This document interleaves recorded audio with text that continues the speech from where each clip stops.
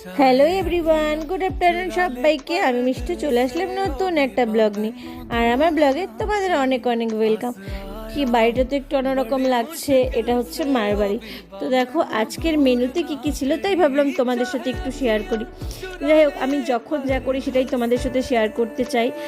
তোমরা অবশ্যই আমাকে সাপোর্ট করো, এভাবেই আমার পাশে থেকো, আমার সব ভিডিওতে লাইক আর কমেন্টস করো। তো আজকে মাছের তেল রান্না হবে, তার জন্য এগুলো কাটাকুটি করে রাখা হয়েছে।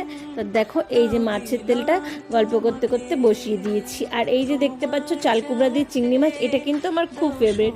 এর আগেও ব্লগে, তোমরা যারা আমার ব্লগ দেখো তারা নিশ্চয়ই জানো, এর আগেও ব্লগে আমি তোমাদেরকে বলেছি যে চাল কুমড়া দিয়ে চিংড়ি মাছ খেতে আমার খুব ভালো লাগে। মাছের তেলটা আমি খাবো না, কিন্তু ছেলে মেয়ে খুব ভালোবাসে, তাই ওদের জন্যই করা হচ্ছে। আর এই যে কাতল মাছ এনেছে, সবার শেষেই ভাত বসালাম, নাহলে বলো তো কি ভাতটা ঠান্ডা হয়ে গেলে খেতে ভালো লাগে না।